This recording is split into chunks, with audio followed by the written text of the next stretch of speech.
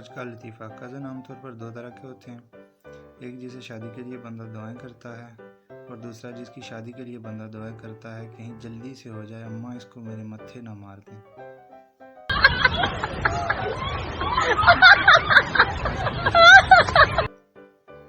امجد اور اسلم دو دوست ہیں۔ ایک دن امجد کی مرغی نے اسلم کے گھر جا کر انڈا دے دیا۔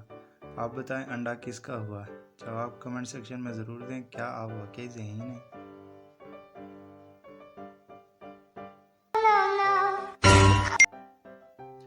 لطیفہ نمبر 2۔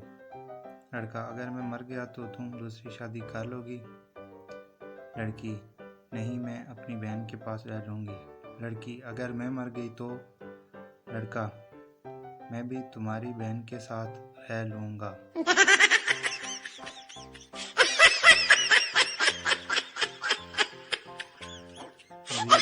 ویڈیوز دیکھنے کے لیے ہمارے چینل کو سبسکرائب کریں۔